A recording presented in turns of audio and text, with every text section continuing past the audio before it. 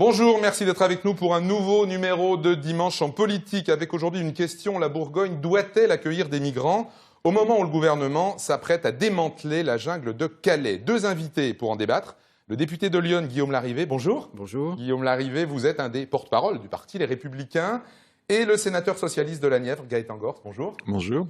Vous avez récemment rendu au Sénat, avec Jacques Legendre, un rapport sur le sujet. Un sujet qui divise énormément, nous avons pu le mesurer avec un très grand nombre de réactions que vous avez postées sur les réseaux sociaux en réponse à notre question. Des réactions qui ont, et c'était une forme de surprise, répondu majoritairement oui, il faut accueillir des migrants. Alors bien sûr, ça n'a aucune valeur de sondage, mais ça va nous donner un point de départ pour ce débat. On a entendu une partie de la droite et de l'extrême droite s'opposer à la volonté de l'État d'installer des migrants de Calais dans toute la France. Mais il y a aussi une réalité différente avec un certain nombre de centres qui existent déjà en France, ce qu'on appelle des CADA, des CAO. Il y a eu le chiffre de 1000 maires aussi qui ont proposé des locaux dans le pays. Alors, est-ce qu'on tord la réalité dans cette affaire, Guillaume Larrivé? Est-ce que finalement l'opposition n'est pas si forte que ça ou est-ce que de votre point de vue elle est très forte? Je pense qu'il faut éviter les débats caricaturaux, les polémiques inutiles. Et garder à l'esprit une idée très simple, c'est qu'au-delà des chiffres, au-delà des réalités quantitatives, on parle de personnes. Et ce qui doit nous guider, je crois, dans cette affaire, c'est une notion très, très simple, c'est la notion de respect.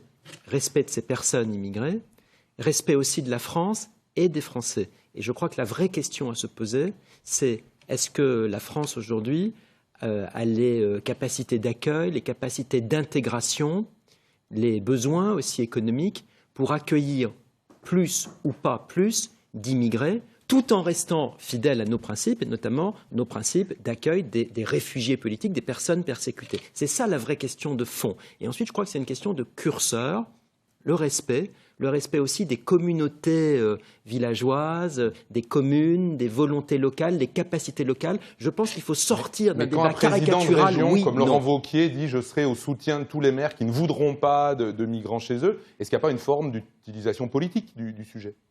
Il y a en tout cas une réalité, c'est que la France accueille chaque année des dizaines et des dizaines de milliers de personnes étrangères, d'immigrés sous divers statuts, on pourra revenir en détail. Donc on n'est pas du tout aujourd'hui en France dans l'immigration zéro. On a à prendre en compte une donnée géopolitique et économique aussi qui est nouvelle. Je crois qu'il faut le faire avec intelligence, avec mesure. Il ne s'agit pas d'accueillir tout le monde, mais il ne s'agit pas non plus de refuser d'accueillir un certain nombre de personnes persécutées qui sont des vrais réfugiés, des vrais combattants de la liberté. On va entrer ensuite dans le détail. Mais je suis moi pour une position équilibrée. Je ne suis pas pour une position caricaturale, extrémiste dans un sens ou dans l'autre. Je suis pour qu'on soit assez ferme, mais on va y revenir parce qu'on a quand même entendu un certain nombre de positions assez caricaturales. Gaëtan Gorce, vous aviez dit, c'était sur notre antenne, au moment où certains parlaient de mini-jungle de Calais en parlant d'ouverture de centres, vous avez dit, je ne sais pas s'il y aura beaucoup de mini-jungles, mais j'ai l'impression qu'il y a beaucoup de mini-Le Pen. J'ai eu le sentiment, mais je suis rassuré en écoutant ces premiers propos, qu'on cherchait à utiliser ces événements qui sont dramatiques, ces situations qui sont épouvantables sur le plan humain, mais qui le sont aussi d'ailleurs sur le plan politique et militaire, pour faire de la politique intérieure, ce qui après tout est des choses auxquelles on assiste parfois, mais qui étaient très choquants au regard de la réalité. Parce que la situation dans laquelle nous sommes est de savoir si nous accordons ou non notre assistance à des personnes qui sont en danger. C'est un SOS que la plupart nous lancent. Alors il faut savoir de quoi on parle, évidemment. On a tendance à mélanger les choses. La première chose, si on veut avoir un débat clair et donc se respecter, c'est de bien distinguer les sujets. Il y a un premier sujet, celui qui a été provoqué par la grande crise migratoire de cette année et de l'an passé, qui est celui des réfugiés, c'est-à-dire ceux qui quittent leur pays, l'Irak, le Pakistan, l'Afghanistan, la Syrie, plus particulièrement, parce qu'évidemment, ils y sont en danger, et en danger de mort. Ceux-là, on a le devoir de les accueillir. C'est la loi internationale, c'est notre constitution, j'allais presque dire c'est un devoir d'humanité auquel nous sommes les uns et les autres, j'espère, attachés. Beaucoup de ces réfugiés sont à Calais. La situation est très variée évidemment, mais beaucoup de ces réfugiés sont à Calais.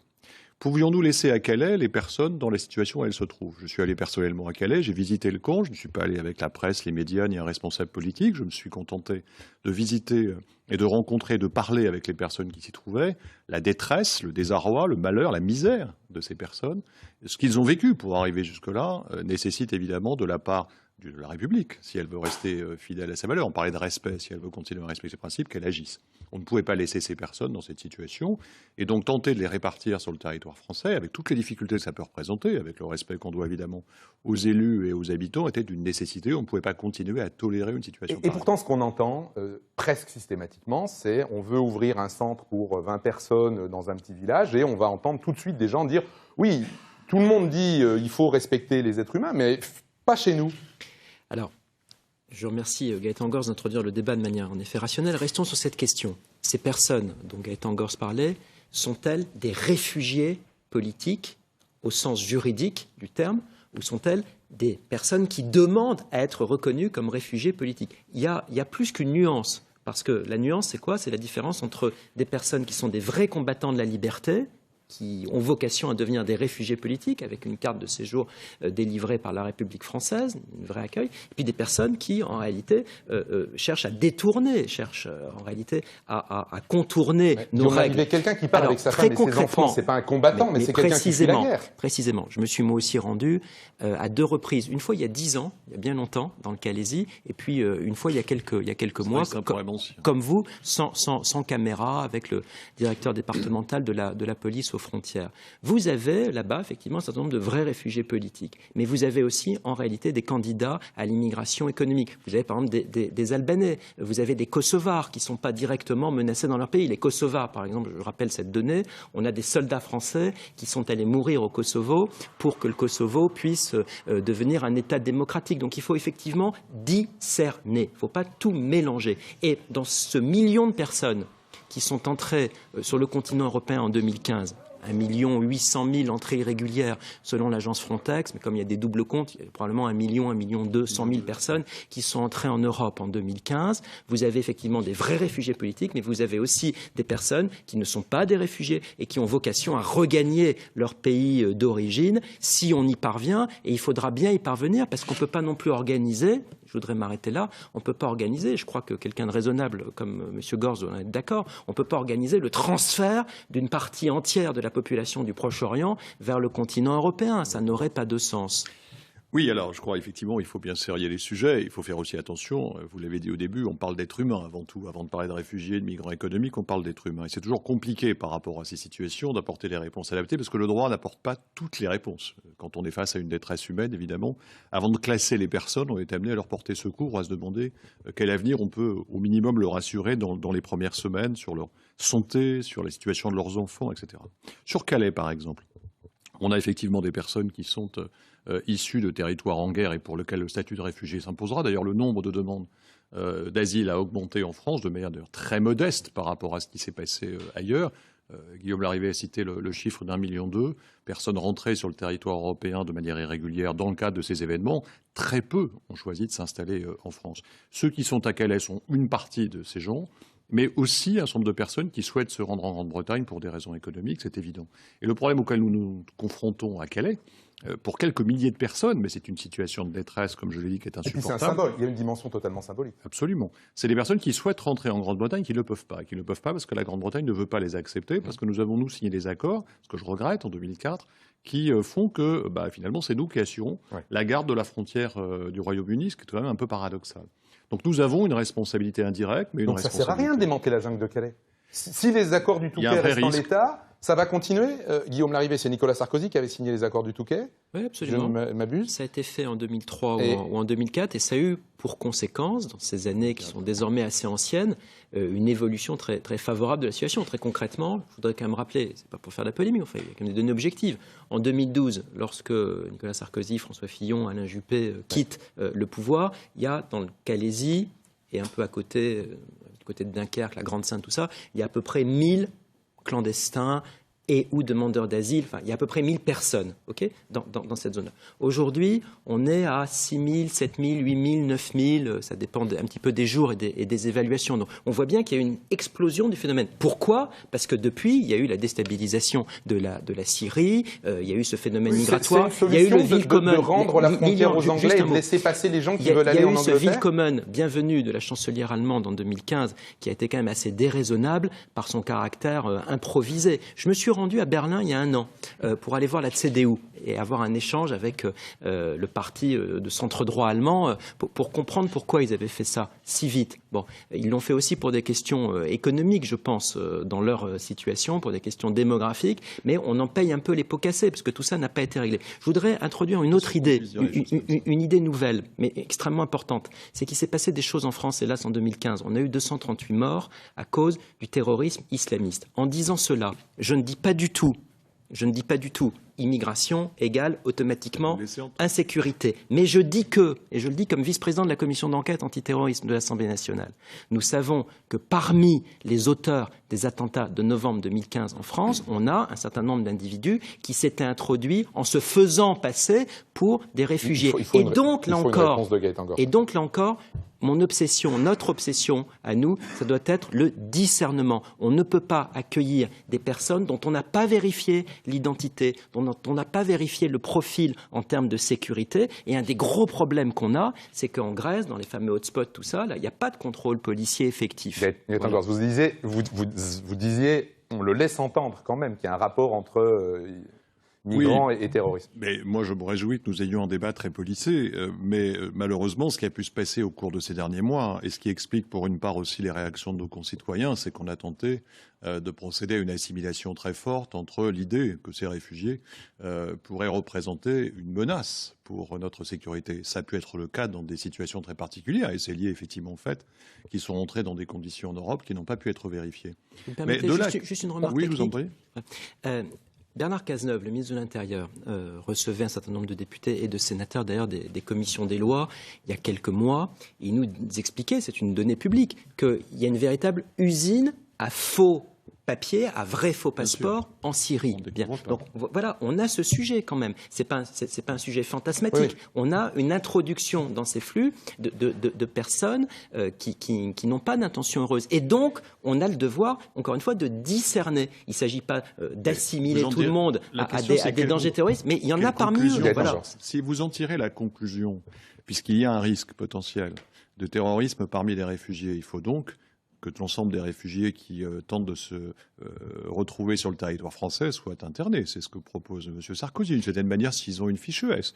Il faut donc considérer que chaque réfugié est potentiellement un terroriste, parce qu'on n'en est pas sûr. Si on rentre dans cette logique, vous parliez d'obsession. Non, ça veut dire un interrogatoire. Guillaume Larivy, on laisse répondre Gaëtan Garcia. Mais non, mais je réponds, parce qu'il me dit, vous entendez. Non, je ne dis pas du tout tout le monde. Je dis concrètement, M. Gors, concrètement, moi, je ne veux pas qu'une personne arrive en France sans avoir eu un entretien avec des agents d'Europol ou de tel ou tel organisme de police européenne ou nationale. Je ne veux pas qu'une personne entre sans qu'il y ait une vérification, des empreintes et une interrogation des différents fichiers de police. Et tout ça, vous le savez, parce que vous êtes quelqu'un de sérieux, ça n'a pas été fait. 3/4 des personnes qui sont entrées en France et en Europe en 2015 n'ont pas subi ce contrôle policier. Parce que le problème, tout de même, il faut peut-être dire les choses de manière plus claire. Ce qui s'est passé ces dernières semaines, lorsque notamment le gouvernement a annoncé le démantèlement de Calais, c'est qu'un certain nombre de vos amis, il faut dire les choses comme elles sont, peut-être vous-même, je n'ai pas épluché vos déclarations, mais un certain nombre de vos amis ont dit, on va répartir, c'est la formule des Calais, on va répartir en réalité des gens qui correspondent à un danger pour les Français sur l'ensemble du territoire. Autrement dit, ce gouvernement est prêt à faire n'importe quoi dans ce domaine et à mettre en danger la sécurité. Et lorsqu'on associe évidemment la question de sécurité et terrorisme à la présence de ces réfugiés ou de ces migrants, on conforte naturellement cette idée. Je ne veux pas dire qu'il n'y a pas de risque, mais le risque est peut-être traité d'autres manières, sans qu'on soit amené à considérer que l'ensemble de ces personnes doivent être placées sous une surveillance continue. Parce qu'au fond, c'est ce que vous dites. S'il y a un risque potentiel parmi toutes ces personnes, le risque étant continu, ils doivent en permanence être sous surveillance. C'est une situation qui est impossible à gérer d'une part, et qui ne permettra pas de résoudre complètement la menace, parce que ça ne vient pas que de là. D'ailleurs, quand on regarde les attentats, on voit évidemment qu'elle a des origines, cette menace très multiple, très différente. Ce que je veux dire par là, c'est que ce qui va se passer, c'est pourquoi j'ai été choqué, y compris par vos propos quand vous avez évoqué des mini-Calais partout en France, c'est que les personnes qu'on va installer dans ces centres d'accueil d'orientation sont des personnes qui, justement, ont fait l'objet des vérifications dont vous parlez. Parce que ce qui va se passer à Calais à travers le démantèlement, c'est qu'on recense l'ensemble des personnes, qu'on les identifie de manière plus claire qu'on ne peut le faire aujourd'hui et que l'ayant fait, on les installe dans des territoires où on les connaît, on peut les accompagner, bref, où on a mis en place des dispositions qui sont à la fois plus sûres pour eux et plus sûres pour les populations. En laissant entendre qu'on aurait des Midi-Calais, on laisse penser qu'on va installer des bidonvilles à la porte de chaque petit village dans lequel un centre d'accueil va être mis en place et que dans ce bidonville vont vivre des gens dont la seule idée sera de rejoindre des forces armées qu'ils ont précisément essayé de fuir pour la très grande majorité d'entre eux. Il faut faire attention à la manière dont on mène ce débat. Deux remarques très concrètes. Premièrement, j'observe que dans ces centres d'accueil dans nos villages, il n'y a quasiment pas de famille, il y a des jeunes hommes célibataires. C'est une donnée objective qui quand même m'interroge. J'ai 39 ans. Voilà, je constate que ce ne sont pas des familles qui, pour la plupart, ont fui, ce sont des jeunes hommes célibataires. Et pardon de le dire aussi directement, mais le devoir de tout citoyen, c'est aussi, sur place, sur le terrain, de mener le combat pour la démocratie, pour la liberté.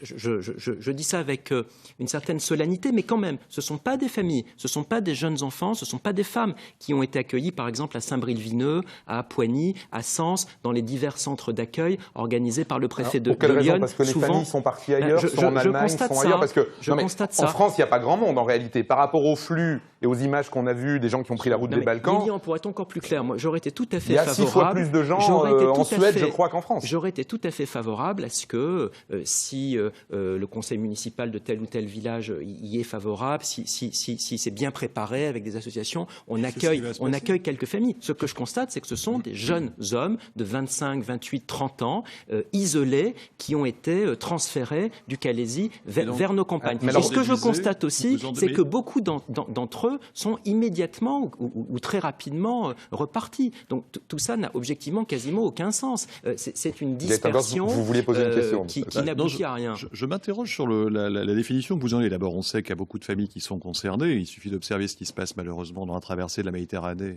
et les milliers de cadavres malheureusement que les forces européennes et les bateaux des organisations humanitaires sont amenés à ramasser, avec malheureusement beaucoup d'enfants. En France, effectivement, moins de familles, pas mal de célibataires. Mais vous les définissez de cette manière. Ça veut dire que les célibataires constituent naturellement un danger. Un danger pour quoi? Un danger pour qui? Non, parce que le fait que vous insistiez sur ce fait, les célibataires ne sont pas des familles. Ça veut donc dire que parce que ce sont des jeunes célibataires qui ont quitté leur pays dans les conditions qu'on connaît, peut-être vous êtes-vous fait raconter, comme je l'ai fait faire à un sombre de migrants et réfugiés, leur histoire. Par où ils sont passés pour en arriver là. J'ai discuté avec l'un d'entre eux dans un centre de rétention à Coquel. Vous avez dû comprendre ce qu'ils ont vécu.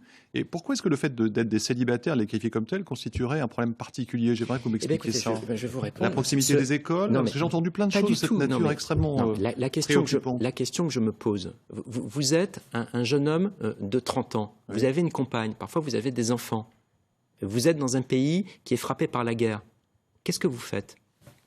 Ce que je constate, c'est qu'ils ont décidé de partir et qu'ils ont, beaucoup d'entre eux, laissé leurs compagnes et leurs enfants sur place. Moi, pardon, ça m'interroge et ça me gêne. Et je pense qu'il faudrait effectivement qu'on évolue beaucoup. Ce que j'aimerais idéalement... C'est pas loin de notre sujet, Guillaume Larrivé. Pas du tout. Je constate qu'on a effectivement plutôt des personnes ayant ce profil. Que ces hommes n'aient pas pris des kalachnikovs pour se battre dans leur pays. C'est votre argument ? Ce que je voudrais, Gaëtan Gors, c'est qu'on dépasse peut-être un peu la situation actuelle et qu'on essaie d'organiser les choses de manière différente. Plutôt que de constater que ces personnes, par dizaines de milliers, traversent la Méditerranée avec effectivement des cadavres, avec une espèce de scandale absolu humanitaire, une véritable tragédie. Enfin, je préférerais qu'on organise les choses différemment, qu'avec notamment l'Agence des Nations Unies pour la protection des réfugiés, on ait des lieux d'orientation, de transit dans des pays tiers pour regarder un petit peu la situation. Bref, il faut organiser les choses de manière très différente. Aujourd'hui, c'est un scandale humanitaire, c'est un scandale naturellement pour ces personnes et c'est aussi un manque de respect pour beaucoup de Français qui ne comprennent pas cette situation. Alors ça nous amène à la suite parce qu'effectivement, je le disais en ouverture, Gaëtan Gors, vous avez au Sénat travaillé sur un rapport avec Jacques Legendre, rapport titré « L'Europe au défi des migrants, agir vraiment ».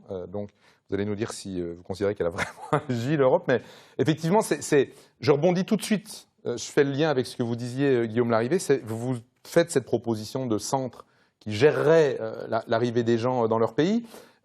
Qu'est-ce que vous en pensez, Gaëtan Gors? Est-ce que ce serait une bonne idée, sachant qu'il y a quand même déjà des millions de gens qui ont fui leur pays, qui sont en Turquie, qui sont en Jordanie, et puis qu'il y a aussi toute une part de gens qui viennent en France, qui ne viennent pas forcément de ces pays en guerre. Donc est-ce que c'est, de votre point de vue, ça peut lancer notre discussion sur la dimension supranationale de ce sujet?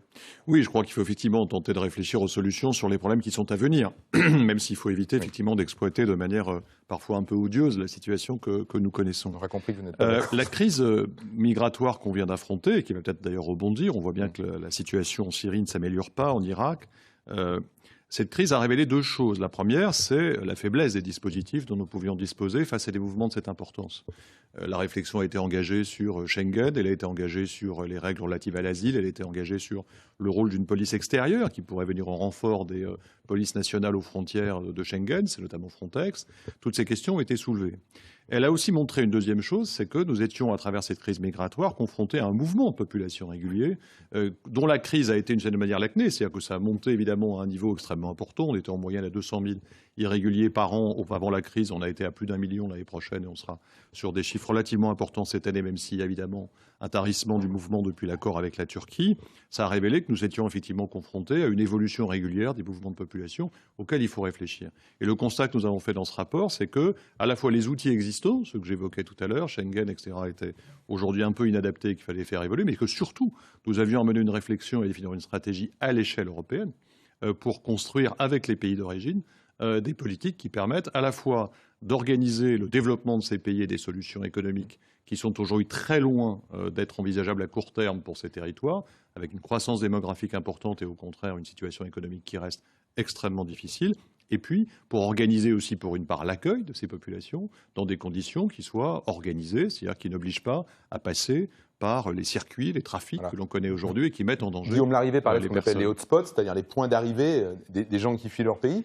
C'est deux choses différentes. C'est autre chose? Il y a deux choses différentes. Les hotspots, c'est dans la perspective de la crise que nous connaissons aujourd'hui via la Syrie. D'une certaine manière, ils existent aujourd'hui un peu en Turquie. Un travail qui commence à se faire, même s'il est très modeste, en Turquie, dans les camps et vis-à-vis de la population syrienne réfugiée en Turquie pour organiser leur arrivée à travers une sélection mise en place avec le Haut-Commissariat aux réfugiés en Turquie, par exemple. Ça se fait aussi en Liban et aujourd'hui. La France a accueilli des personnes peu nombreuses, mais a accueilli des personnes aussi du Liban et de gens. Oui, non, là encore, vous avez raison de relativiser, parce que ce dont on parle en France aujourd'hui, c'est 6 à 7 000 personnes officiellement arrivées, peut-être le double si on prend en compte des gens qui sont rentrés de manière régulière. On est quand même sur des nombres de personnes extrêmement modestes. Donc ça, les hotspots, ça peut être très utile, je crois, dans le cadre de l'accord qui a été passé avec la Turquie. Ce que vous nous dites, c'est qu'une fois que la crise syrienne sera finie, il faut réfléchir. Ça va continuer. Il faut réfléchir à une maîtrise. Ça va continuer dans des proportions qui restent quand même relativement modestes. Je rappelle quand même que les mouvements migratoires dans le monde, c'est 3% de la population mondiale. C'était 5% au début du XXe siècle. Les mouvements migratoires étaient plus importants qu'ils ne sont aujourd'hui. Ils vont évidemment vers l'Europe, ils vont vers les États-Unis, ils vont aussi en Afrique dans le cadre de circuits régionaux. C'est vrai aussi en Asie, c'est un mouvement mondial. L'Europe n'est pas la seule concernée, même si effectivement une partie importante de ce mouvement vient vers l'Europe. Donc on doit avoir une réflexion stratégique parce que se barricader n'apportera pas de solution. Il y aura toujours un trou dans la cuirasse. Il faut donc effectivement avoir, et là je suis d'accord avec Guillaume Larrivé, des dispositifs de protection qui soient bien organisés, qui fassent que la loi soit respectée, c'est essentiel. Mais derrière, il faut mettre en place des dispositifs qui nous permettent de développer une coopération avec l'État d'origine où ils trouvent un intérêt. Aussi à nous accompagner, parce qu'il y a un chiffre, et je m'arrête là-dessus, qu'il faut avoir en tête, qui explique aussi pourquoi les États d'origine n'ont pas forcément intérêt à nous aider à limiter les flux migratoires, c'est que l'aide au développement, c'est 3 fois moins que ce que rapporte le revenu renvoyé par les travailleurs migrants depuis les pays où ils sont installés. Tant qu'on aura cet écart de 1 à 3, vous comprendrez bien que des pays qui sont des pays pauvres ont plutôt intérêt à avoir des ressortissants qui vont en Europe, aux États-Unis et ailleurs, et qui transfèrent ensuite une partie de leurs économies vers leur pays d'origine, qu'une aide de développement qui reste extrêmement faible. Guillaume Larrivé, il va dans votre sens, Gaëtan Gors, sur certains points. Ce qui est un peu désespérant, je le dis très directement, c'est que ce que vient de dire Gaëtan Gors, c'est plein de bon sens, sauf que ça fait à peu près 10 ans qu'on le dit. Bon. En 2008, l'Union européenne était présidée par la France. Je prends ma part de la chose. J'étais directeur de cabinet adjoint du ministre de l'Immigration. On a négocié un pacte européen sur l'immigration et l'asile, signé par les 27 autres pays européens, qui disait déjà ça. Tous les principes y étaient. J'ai relu le pacte européen, c'est après 10 ans maintenant, on disait ça déjà. Accueil d'une immigration légale organisée, lutte contre les clandestins, dialogue avec les pays d'origine, co-développement. Et l'Union européenne n'est pas passée du pacte aux actes. Et Voilà, on est engagé dans la vie publique pour faire bouger les choses. Pourquoi ? Parce que certains pays ne veulent pas, parce que clairement, il n'y a pas une unité de pensée sur le sujet à l'intérieur de l'Europe. Je crois vraiment que l'Union européenne s'est enfermée ces dernières années dans une sorte de routine bureaucratique, que des vrais choix n'ont pas été faits. Voilà, on est tombé dans la gestion de procédures, il n'y a pas eu de volonté politique, il n'y a pas eu d'impulsion. Le système Schengen, et c'est bien triste, en réalité est en état de mort clinique, ça fonctionne plus. Et ce qu'il faudra faire dans les mois qui viennent, lorsque et la France et l'Allemagne auront renouvelé leur gouvernement, c'est, je crois, vraiment entrer dans le concret. Une initiative concrète. Par exemple, moi, j'aimerais que le gouvernement français et le gouvernement allemand gèrent ensemble leur politique de coopération vis-à-vis des pays d'origine, qu'ensemble, on passe un accord avec les pays d'origine, très concret, disant, voilà, sur l'aide au développement, on vous finance telle université, on vous finance tel hôpital, et on prendra X ou Y personnes pour venir étudier en Europe. Enfin, bref, qu'on organise les choses de manière un peu volontariste. Parce qu'on est de façon simple, on est dans les discours, on n'est pas dans l'action au plan européen et au plan national sur ces questions. Il y a beaucoup de bonnes intentions et il n'y a pas d'action concrète. Il y a quand même beaucoup d'argent mis par l'Europe en ce moment sur l'accueil, sur les opérations en Méditerranée pour essayer d'aider les gens.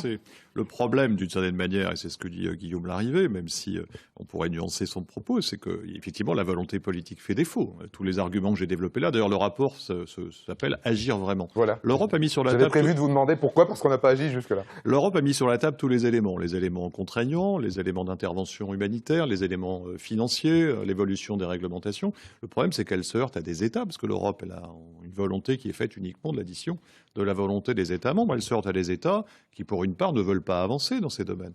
On fait beaucoup la critique de l'Allemagne, pour une part, et je pourrais la faire sur le terrain économique. Je la ferai moins sur ce terrain-là, parce que, pour le coup, l'Allemagne a pris des initiatives, a fait bouger les lignes, notamment à travers l'accord UE-Turquie. En revanche, Angela Merkel le paye à chaque élection depuis. Oui, mais elle a apporté... Imaginez simplement que Mme Merkel n'ait pas fait ce qu'elle a fait l'an passé, que devenait le million de réfugiés dont on parle. Où serait-il aujourd'hui? Est-ce qu'on les aurait parqués dans les Balkans, dans les conditions où les États des Balkans voulaient les accueillir, ou ne pas les accueillir? Le problème auquel on est confronté, d'ailleurs, est cela, c'est qu'une partie de l'Europe, et notamment la partie la plus à l'est de l'Europe, refuse de coopérer de manière active. Or, on ne peut pas aujourd'hui laisser, parce que c'est une chose aussi qu'on ne dit pas, on ne peut pas aujourd'hui laisser les États, les premiers États d'accueil, en particulier la Grèce et l'Italie, dans la situation où ces États sont placés. Bon, vous entendez la musique? Elle nous dit que c'est la fin de l'émission. Ah, déjà un débat qui pourrait être plus long sur le sujet. Merci à tous les deux d'être venus débattre sur notre plateau. Merci à vous tous chez vous d'avoir parfois exprimé vigoureusement vos positions sur ce sujet. Restez avec nous pour le Flash de midi, puis la deuxième partie de Dimanche en politique. Ce sera aujourd'hui avec Stéphane Le Foll, ministre de l'Agriculture, porte-parole du gouvernement. Il sera interrogé par Francis Letellier. Au revoir, merci à tous les deux et bon dimanche.